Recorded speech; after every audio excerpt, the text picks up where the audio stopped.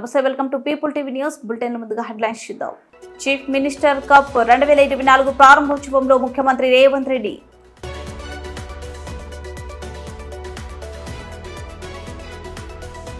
బీసీల కులగణన చేయాలని స్థానిక సంస్థలో 42% రిజర్వేషన్లను కల్పించాలి. బీసీ సంఘాల జేఏసీ ఆధ్వర్యంలో సత్యాగ్రహ దీక్ష. గుమ్మలక్ష్మీపురంలో జనసేన ఆధ్వర్యంలో సనాతన ధర్మ పరిరక్షణ ర్యాలీ.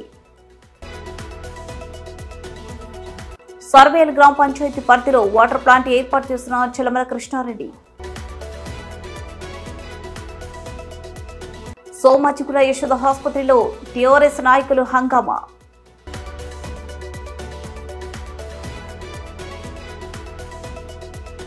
దేశంలోని అత్యుత్తమ క్రీడా కేంద్రంగా హైదరాబాద్ ను తీర్చిదిద్దుతామని ముఖ్యమంత్రి రేవంత్ రెడ్డి అన్నారు. పేద కుటుంబాల వారైన క్రీడల్లో సత్తా చాటి డీఎస్పీ ఉద్యోగాలు పొందిన బాకర్స్ నిఖిత్ జరీన్, క్రికెటర్ మొహమ్మద్ సిరాజన్లను ఆదర్శంగా తీసుకునే క్రీడాకారులు రాణించాలని సూచించారు. 2028 ఒలింపిక్స్ లో తెలంగాణ క్రీడాకారులు బంగారు పథకాలు సాధించాలని, అందుకు ప్రభుత్వం నుంచి సంపూర్ణ సహకారం ఉంటుందని హామీ ఇచ్చారు. ఈ నెల 21 నుండి డిసెంబర్ 5 వరకు నిర్వహించే సీఎం కప్ 2024 క్రీడా పోటీల torch LB stadium tennis complex లో రేవంత్ రెడ్డి ప్రారంభించారు. గ్రామం, మండల, జిల్లా, రాష్ట్ర స్థాయిలో నిర్వహించనున్న ఈ పోటీల మాస్కట్ లోగో గోడ పత్రికను ఆవిష్కరించారు. గత ఏడాది జాతీయ క్రీడలో పథకాలు సాధించిన క్రీడాకారులకు 1.2 కోట్లు, 2023 సీఎం కప్ విజేతలకు 52 లక్షల నగదు ప్రోత్సాహకాలు అందజేశారు. మీరు చూపిస్తున్న ఆదరణ డిసెంబర్ 7, 2023 నాడు ఇదే ఎల్బీ స్టేడియంలో వేలాది మంది తెలంగాణ విద్యార్థులు, నిరుద్యోగులు, కాంగ్రెస్ పార్టీ నాయకుల సమక్షంలో నేను ప్రమాణ స్వీకారం చేసిన రోజు వేలాది మంది చూపించిన అభిమానం ఎంత గొప్పగా ఉండేనో, ఈనాడు ఈ వేలాది మంది తెలంగాణ క్రీడాకారులు ఈ సీఎం కప్ కార్యక్రమంలో పాల్గొని అంతే ఉత్సాహం, అంతే అభిమానం చూపించినందుకు తెలంగాణ క్రీడాకారులందరికీ మనస్ఫూర్తిగా ధన్యవాదాలు తెలియజేస్తున్న మిత్రులారా,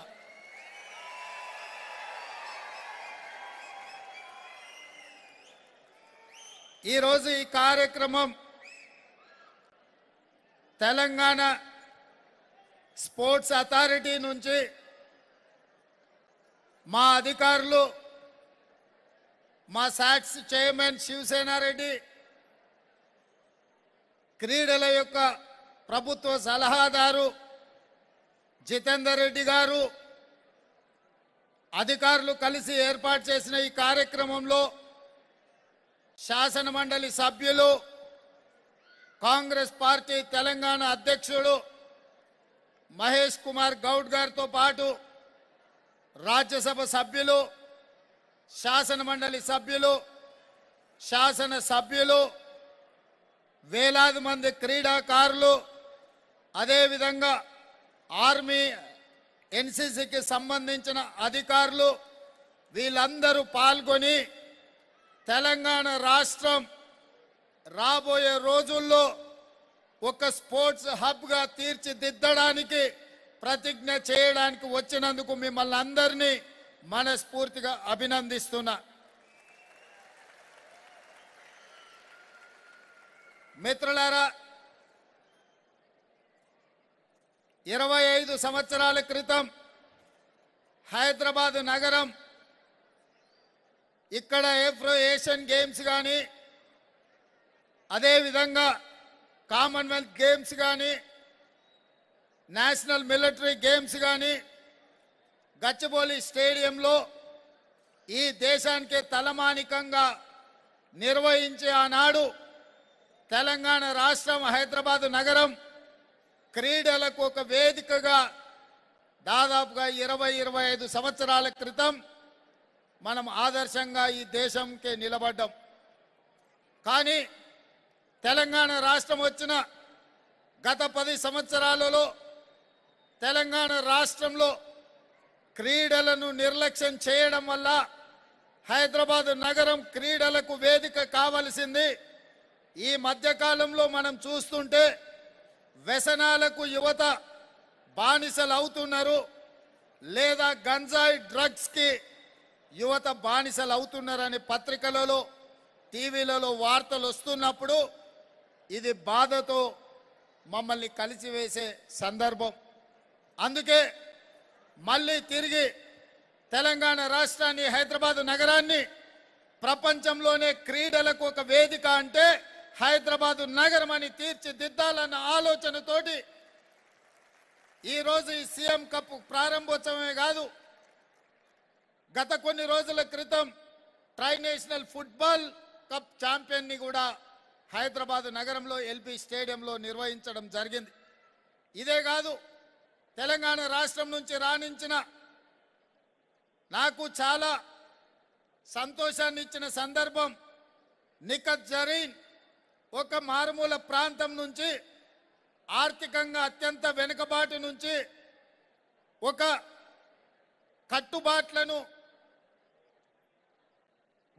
దాటి ఒక క్రీడాకారునిగా బాక్సింగ్లో ఇండియాకే ఒక గొప్ప తలమానికంగా మారితే నిఖత్ జరీన్కి ఈరోజు నిబంధనలను సవరించి పోలీస్ డిపార్ట్మెంట్లో ఒక డిఎస్పి ఉద్యోగం ఇచ్చి ఈరోజు నిఖత్ జరీన్ ఒక క్రీడాకారిణి మీకందరికి ఆదర్శంగా నిలబడడానికి తన డ్రెస్లో వచ్చి సల్యూట్ చేస్తే తెలంగాణ రాష్ట్రంలో క్రీడలలో రాణిస్తే ఏ విధంగా తెలంగాణ రాష్ట్రం ఉండబోతుందో ఇదొక ఉదాహరణ. అదేవిధంగా క్రికెట్ వరల్డ్ ఛాంపియన్ సాధించిన సిరాజ్కి హైదరాబాదు నగరం నుంచి సిరాజ్ ఇంటర్మీడియట్ చదివినా, చదువు లేకపోయినా క్రీడలలో రాణించిన అన్ని నిబంధనలను సవరించి డిఎస్పి పోస్ట్ ఈరోజు గ్రూప్ 1 ఉద్యోగము సిరాజ్కు తెలంగాణ రాష్ట్రం ఇచ్చిందని నేను చెప్పదలుచుకున్నాను. ఇదే కాదు, ఆర్థికంగా కూడా వాళ్ళని ఆదుకునే ప్రయత్నం చేసినాం. వాళ్ళ తల్లిదండ్రులు పేదరికాన్ని పక్కన పెట్టి తమ పిల్లల్ని ప్రోత్సహించడం వల్ల ఈరోజు సిరాజ్ అయినా, నిఖత్ జరీన్ అయినా, ఒకనాడు పివి సింధు అయినా, మహమ్మద్ అజారుద్దీన్ అయినా హైదరాబాద్ నగరానికే కాదు ఈ దేశానికే పేరు ప్రతిష్టలు తీసుకొచ్చి పెట్టిన క్రీడాకారులు. ఇవాళ ఫుట్బాల్కి సంబంధించి ఈ మధ్యలో మైదాన్ సినిమా చూసి ఉండొచ్చు ఈ తరం వాళ్ళు. మొదటి తరంలో ఫుట్బాల్ కోచ్గా రహీం సార్ రాణించి ఈ దేశానికి మెడల్ సాధించి పెట్టిన కోచ్ రహీం సార్ హైదరాబాద్ నగరానికి సంబంధించిన వాడంటే అది నిజంగా మనకు గర్వకారణం. కానీ చరిత్రలో కాలగర్భంలో గొప్ప గొప్ప క్రీడాకారుల పేర్లు మనం మర్చిపోతున్నాము. వాళ్ళను, వాళ్ళ కుటుంబాలను ఆదుకోవాల్సిన బాధ్యత. బీసీలకు కులగణన చేయాలని, స్థానిక సంస్థలో 42% రిజర్వేషన్లు కల్పించాలని ఈ నెల 9వ తేదీన మెట్పల్లిలో బీసీ సంఘాల జేఏసీ ఆధ్వర్యంలో సత్యాగ్రహ దీక్షను విజయవంతం చేయాలని బీసీ సంఘాల జేఏసీ నాయకులు పుప్పాల లింబాద్రి, తూల రాజేంద్ర రాంబాబు, మాజీ ఎంపీపీలు తోగిటి అంచయ్య, గురిజర రాజారెడ్డిలో తెలిపారు. కేంద్ర రాష్ట్ర ప్రభుత్వాలు దేశంలో బీసీలకు కులగణన చేసి బీసీల వాటా ఎంత ఉందో అంత వాటా కావాలని మరియు స్థానిక సంస్థల్లో 42% రిజర్వేషన్లు కల్పించి బీసీలకు న్యాయం చేయాలని తెలిపారు. ఈ నెల 9వ తేదీన బీసీల సత్యాగ్రహ దీక్షను బీసీ వర్గాల్లో ఉన్నటువంటి అన్ని కులాలకు చెందిన మేధావులు, యువకులు, విద్యార్థులు, మహిళలు అధిక సంఖ్యలో పాల్గొని విజయవంతం చేయగలరని కోరుచున్నాము. త్వరలో బీసీ సంఘాల జేఏసీ కమిటీ ఏర్పాటు చేసి అన్ని గ్రామాలలో బీసీ సంఘాల జేఏసీలు ఏర్పాటు చేసి బలోపేతం చేస్తున్నామని తెలిపారు. బీసీ సంఘాల జాయింట్ యాక్షన్ కమిటీని ఈరోజు మెట్పల్లిలో నిర్వహించడం జరిగింది. పార్టీలకు అతీతంగా అన్ని కుల సంఘాలకు సంబంధించిన పెద్ద మనుషులు, మేధావులు, యువకులు వచ్చి మీటింగ్ నిర్వహించడం జరిగింది. 9వ తేదీన మెట్పల్లిలో బీసీ కులగణన వెంటనే ఏర్పాటు చేయాలి. స్థానిక ఎన్నికల్లో బీసీలకు 42% రిజర్వేషన్లు కల్పించిన తర్వాతనే స్థానిక ఎన్నికలకు రాష్ట్ర ప్రభుత్వం వెళ్ళాలని ఈ బీసీ సంఘాల జాయింట్ యాక్షన్ కమిటీ తరఫున మేము ప్రభుత్వాలకు విజ్ఞప్తి చేస్తూ ఉన్నాము. దయచేసి బీసీలలో మన వాటా దాదాపు 60% పైన ఉన్నాం. మరి కేంద్ర రాష్ట్ర ప్రభుత్వాలు తక్కువగా రిజర్వేషన్లు కల్పించి బీసీలు అన్యాయాలకు గురవుతున్నారు. మరి అగ్రవర్ణ కులాలకు చెందినటువంటి దేశం మొత్తంగా 10% ఉంటే వారికి ఈడబ్ల్యూఎస్ రిజర్వేషన్ కింద 10% రిజర్వేషన్ కల్పించి అందులో విద్యారంగాలలో కానివ్వండి, ఉద్యోగ రంగాలలో కానివ్వండి నష్టపోయేది బీసీలే అని మేము దయచేసి ప్రభుత్వాలకు విజ్ఞప్తి చేస్తూ ఉన్నాము.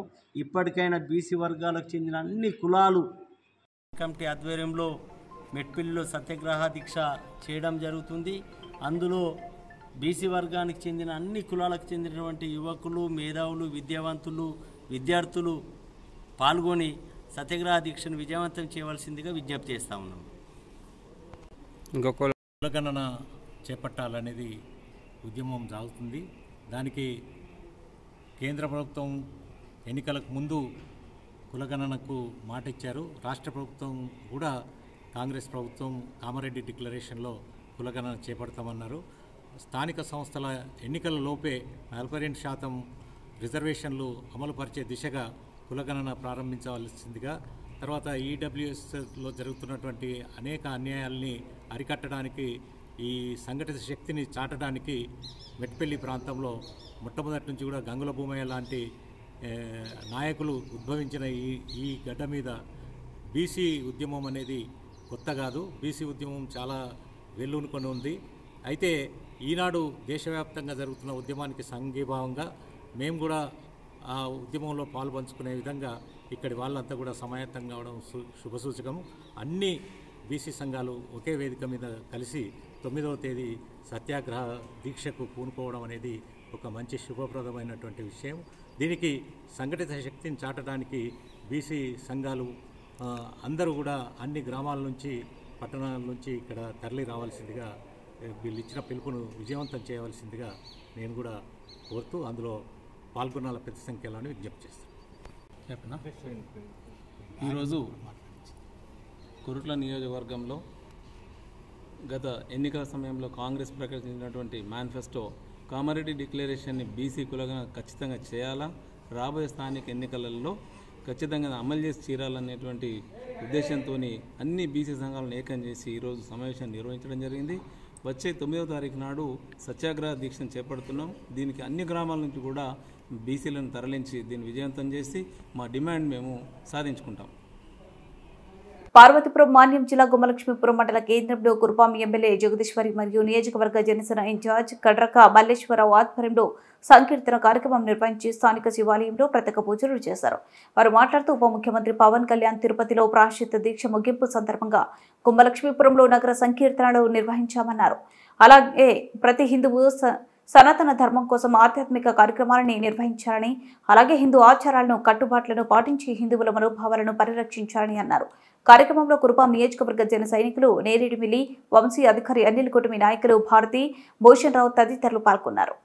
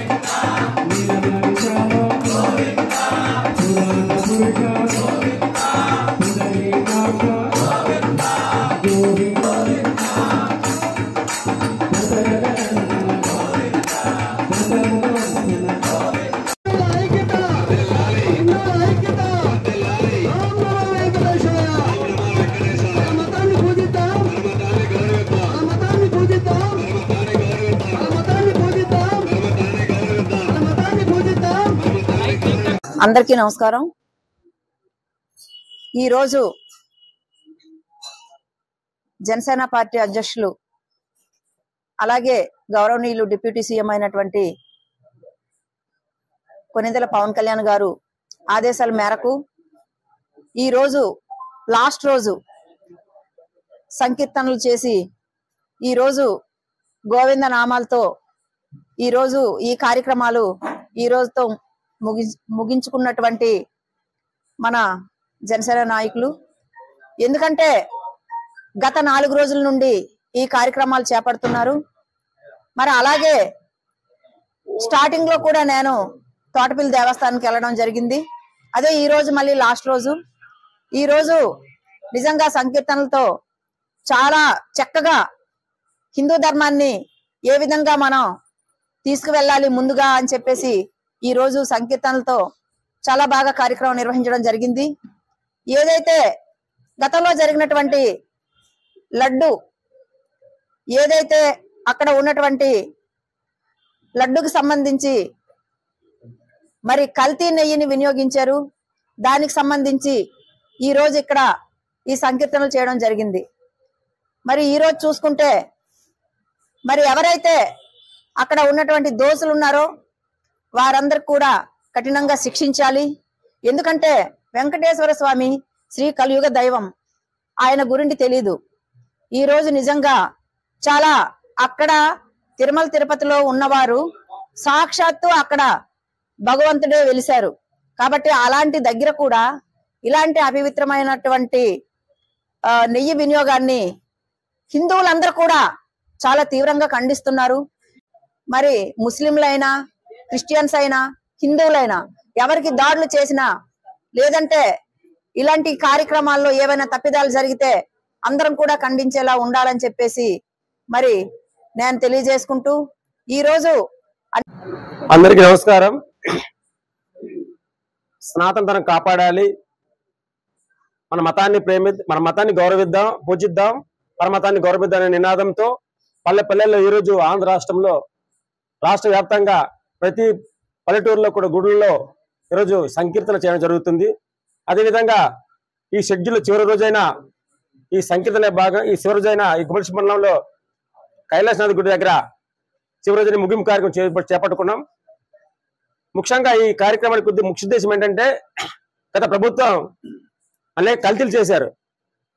అందులో చాలా విలువలు రాని కల్తీలు చాలా ఉన్నాయి, అనేక పాపాలు చాలా ఉన్నాయి. అయినప్పటికీ ఈ మధ్యకాలంలో వెలుగులోకి వచ్చింది కల్తీ నెయ్యి ద్వారా చేసే లడ్డు. ఈ పాపాలను పాప ప్రక్షాళన చేయడానికి కోసం ఉమ్మడి ప్రభుత్వం మన ఆంధ్ర రాష్ట్ర ఉప ముఖ్యమంత్రి వారిలో కొణిదెల పవన్ కళ్యాణ్ గారు దీక్షకు చేపట్టడం జరిగింది. ఈ దీక్షలో భాగంగా ఈరోజు చివరి రోజైన ఈ దీక్షలో భక్తి శ్రద్ధలతో అందరూ పాల్గొనడం జరిగింది. ఆంధ్ర రాష్ట్ర ప్రజలందరూ సుభిక్షంగా ఉండాలని, ఈ గతంలో చేసిన పాపాలు అన్ని పోవాలని, ఆ దిశగా పాప ప్రక్షాళన చేయడానికి ఈ వేదిక ఈరోజు ఈ గుమ్మడిలో చేయడం జరిగింది. ప్రపంచంలోనే అత్యధికంగా ఫ్లోరైడ్ ఉమ్మడి నల్గొండ జిల్లా మునుగోడు నియోజకవర్గ ప్రాంతంలో ఉండటం చూసి చలించిపోయిన కాంగ్రెస్ పార్టీ రాష్ట్ర నాయకులు చల్లమల కృష్ణారెడ్డి తన సొంత నిధులచే సుమారు 8 లక్షల రూపాయలు ఖర్చు పెట్టి నారాయణపురం మండలంలోని సర్వేల్ గ్రామ పంచాయతీ పరిధిలో వాటర్ ప్లాంట్ ఏర్పాటు చేసి సర్వేల్ మర్రిగూడెం గ్రామ ప్రజలు త్రాగునీటి కష్టాలు తీర్చిన చల్లమల కృష్ణారెడ్డికి గ్రామ ప్రజలు ప్రత్యేక ధన్యవాదాలు తెలిపారు. రానున్న రోజుల్లో వారు మునుగోడు నియోజకవర్గానికి దిక్సూచిగా నిలబడితే మునుగోడు నియోజకవర్గం మరింత అభివృద్ధి చెందుతుందని ప్రజలు అన్నారు. గ్రామ మహిళలు, గ్రామ పెద్దలు, కాలనీవాసులు అధిక సంఖ్యలో పాల్గొన్నారు. ఉమ్మడి గ్రామ పంచాయతీ అయినటువంటి సర్వేల్ గ్రామంలో మరిగూడెం అటువంటి విలేజ్లో గత బై ఎలక్షన్లో వాళ్ళకి నేను ప్రామిస్ చేయడం జరిగింది. అప్పుడే ప్లాంట్ ఇప్పించాను, కానీ వాళ్ళు ప్లాంట్ ఫిట్ చేసుకోలేదు. సరే మళ్ళీ దానికి షెడ్యూల్ వేస్తారని మళ్ళీ నా దగ్గర రావడం జరిగింది. దాంట్లో కీలక పాత్ర వహించినటువంటి మన ఎల్లంకి నరేష్ ఎవరైతుందో పాప రెగ్యులర్గా దాన్ని పరిశోధన చేసుకుంటూ దాని దగ్గరుండి నిర్మాణం పూర్తి చేయించిండు. దాన్ని షెడ్డును ఇలా ప్లాంట్ ఓపెన్ చేయడం జరిగింది. గతంలో మహిళలు బాధపడుతూ సార్ మేము బయటికి వెళ్ళి సర్వేలకి వెళ్ళి ఎక్కడికి వెళ్ళి దూరంకి వెళ్ళి తెచ్చుకోవాల్సి వస్తుంది వాటరు, కాబట్టి మాకు ఏమొద్దు సార్ మాకు ప్లాంట్ ఇప్పించండి కోరడం జరిగింది. వాళ్ళ కోరికను మన్నించి నేను ఖచ్చితంగా ప్లాంట్ ఇప్పించాను. ఈరోజు దానికి టైం కలిసి వచ్చింది, ఈరోజు ఓపెన్ అయింది. అదేవిధంగా కొంతమంది ఏమనుకుంటున్నారంటే చలమల కృష్ణారెడ్డిగా పోయిండిగా రాడు అని అనుకుంటున్నారు. అది చాలా వాళ్ళ భ్రమ. చలమల కృష్ణారెడ్డి ఎక్కడి పోలే, కాకపోతే ఏంటంటే టైం నిర్ణయిస్తుంది, కాలం గురించి ఎదురు చూస్తున్నాను. అతి త్వరలోనే మళ్ళీ ప్రజల వద్దకు వస్తా, ప్రతి గడప దట్టుతా, ప్రతి గ్రామం తిరుగుతా, ప్రతి పల్లెనిద్ర చేస్తా. మళ్ళీ కూడా నేను ఖచ్చితంగా రాబోయే ఎలక్షన్లో ఖచ్చితంగా నిలబడతానని కూడా చెప్తున్నా. ఇవాళ ఎవరికో తాటాకుల సప్పుడు భయపడిపోయేటువంటి చలమల కృష్ణాడి తాటాకుల భయపడ్డోడు కాదు. ఈ మునుగోడు గడ్డ మీద పుట్టిన బిడ్డగా, అదేవిధంగా మల్లారెడ్డిగూడెంలో పుట్టిన బిడ్డగా నేను చెప్తున్నా. నేను ఎక్కడి కూడా పారిపోయే ప్రసక్తి లేదు. నేను అందరిలాగా పైసలకు అమ్ముడుపోయేటువంటి వ్యక్తిని కాదు. పైసల గురించో పదవుల గురించో లేకుంటే కాంట్రాక్ట్ల గురించో వచ్చినటువంటి వ్యక్తిని కాదు. నేను నా మునుగోడు ప్రాంతం వెనుకబడ్డది, నా ప్రాంతాన్ని నేను అభివృద్ధి చేసుకోవాలన్న కోరికతో మాత్రమే వచ్చినా కానీ నేను దేని మీద ఆశపడి వచ్చినటువంటి వ్యక్తిని కాదు. ఇవాళ చెప్తున్న కొంతమంది లీడర్లు ఇవాళ ఎవరైతే ఉన్నారో వాళ్ళు కాకుంటే ప్రాంతాన్ని అభివృద్ధి చేయడానికి పాటుపడండి. కానీ ఒక ఆయన చలమల కృష్ణారెడ్డిని వచ్చినట్టయితే అని మేము ఎవరు పోవద్దని చెప్పి బెదిరించినా ఎవరు భయపడాల్సిన అవసరం లేదు. ఎవరి అబ్బా సొమ్ము కాదు కాంగ్రెస్ పార్టీ జాతీయ పార్టీ, ప్రతి ఒక్కరి పార్టీ. దాంట్లో కష్టపడ్డటువంటి నా శ్రమ ఉంది. పడిపోయినటువంటి జెండా నిలబెట్టిన వ్యక్తిని నేను. ఇవాళ నేను ఖచ్చితంగా ఇక్కడ వాళ్ళు ప్రతి ఒక్కరిని కూడా మాట్లాడే హక్కు నాకు ఉంటుంది. దొంగసాటుకి వెళ్ళిపోయి మళ్ళీ దొంగసాటుకు వచ్చి నోటికాడే బుక్కను గుంజుకున్నటువంటి వ్యక్తులకు ఇవాళ నా గురించి మాట్లాడేది కానీ నా దగ్గరికి వస్తాను కానీ నిరోధించే హక్కు వాళ్ళకి లేదని కూడా నేను చెప్తున్నా. ఇవాళ ఎంగిలి మెతుకు ఆశపడి ఆయన తినేసినటువంటి బొక్కలు తినేటువంటి వెధవలు ఇవాళ నా దగ్గరికి రావద్దని కొంతమంది చెప్తురట. వాళ్ళకి ఇవాళ రోజు కాలం నిర్ణయిస్తుంది. ఖచ్చితంగా వాళ్ళు కూడా మా దగ్గర రాక తప్పదు. కాబట్టి మనము ప్రాంతం వేరు కావచ్చు. నేను ఇవాళ పెట్టినటువంటి ప్లాంట్ ఏదైతే ఉందో పార్టీలకు అతీతంగా వాటర్ తాగుతారే తప్పితే ఇవాళ కృష్ణారెడ్డి మనసులో లేకపోతే ఇంకొక ఆయన మనసులో లేదు. నేను అందరినీ దృష్టిలో పెట్టుకొని చేసేటువంటి పనులు. నేను వాళ్ళలాగా ఉచిత వాగ్దానాలు చేసి ఇవాళ సంవత్సరాలు గడుస్తున్నా కానీ వాటిని ఫుల్ఫిల్ చేయలేనటువంటి వాళ్ళు ఇవాళ నా మీటింగ్కు వద్దని చెప్పే అర్హత వాళ్ళకి లేదని కూడా నేను చెప్తున్నా. ఇవాళ ఎట్లా ఉందంటే కొంతమంది పెద్దలకు మనకు తెలుసో తెలియదో కానీ కింద ఉన్నటువంటి ఎంగిలి మెతుకులు వెధవలు మాత్రం చాలా అతిగా ప్రవర్తిస్తున్నారు. వాళ్లకు అతి త్వరలోనే సరైనటువంటి సమాధానం చెప్తానని కూడా నేను చెప్తున్నా. రాబోయే లోకల్ బాడీ ఎలక్షన్లో మీరందరూ కూడా సమాయత్తం కావాలని చెప్పి ఎవరైతే ఇంట్రెస్ట్ ఉన్నారో వాళ్ళందరూ కూడా సమాయత్తం కాండి. ఖచ్చితంగా నేను మీ కృష్ణారెడ్డి ఉంటాడని మాత్రం మరవకండి. ఇక్కడ పుట్టిన బిడ్డను కాబట్టి నేను చెప్తున్నా. నా ప్రాంతంలో ఖచ్చితంగా నేను గెలిపించుకొని తీరుతానని కూడా మీ అందరికీ మనవి చేస్తున్నా. కాబట్టి మీరు దయచేసి మీ ప్రాంతం బిడ్డను కాబట్టి మీరందరూ కూడా నన్ను చూడండి, మీరు నన్ను కాపాడుకోండి. నేను ఖచ్చితంగా మీకు 24 గంటలు అందుబాటులో ఉంటానని కూడా మీ అందరికీ మనవి చేస్తున్నాను. నమస్తే, welcome to people TV news. Somajiguda Yashoda ఆసుపత్రిలో టీఆర్ఎస్ నాయకులు హంగామా, సెక్యూరిటీ సిబ్బంది స్టాఫ్ పై దాడి చేసి ఆసుపత్రి అద్దాల ధ్వంసం చేసిన మాజీ మంత్రి జగదీశ్వర్ రెడ్డి అనుచరులు. యశోద హాస్పిటల్లో ఓ యూట్యూబర్ ను పరామర్శించడానికి వెళ్లిన బీఆర్ఎస్ నాయకులు హాస్పత్రిలో సెల్ ఫోన్ తో వీడియో తీసిన బీఆర్ఎస్ నాయకులు వీడియోస్ తీయకండి అంటూ అడ్డుకున్న సెక్యూరిటీ సిబ్బంది. మాజీ మంత్రిని వీడియోస్ తీయొద్దు అంటావా? రెచ్చిపోయిన జగదీశ్వర్ రెడ్డి, సెక్యూరిటీ సిబ్బంది, డాక్టర్స్, స్టాఫ్ పై దాడి చేసిన మాజీ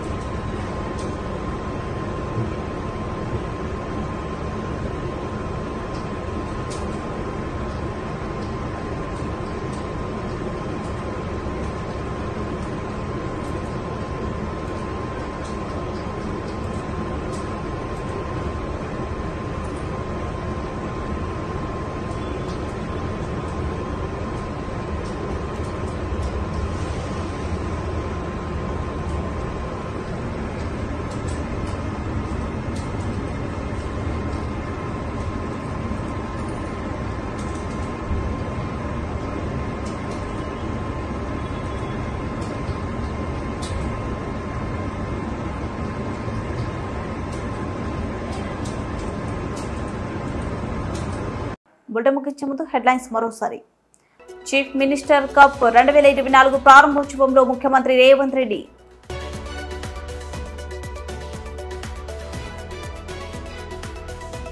బీసీల కులగణన చేయాలని స్థానిక సంస్థలో 42% రిజర్వేషన్లను కల్పించాలి. బీసీ సంఘాల జేఏసీ ఆధ్వర్యంలో సత్యాగ్రహ దీక్ష. గుమ్మలక్ష్మీపురంలో జనసేన ఆధ్వర్యంలో సనాతన ధర్మ పరిరక్షణ ర్యాలీ.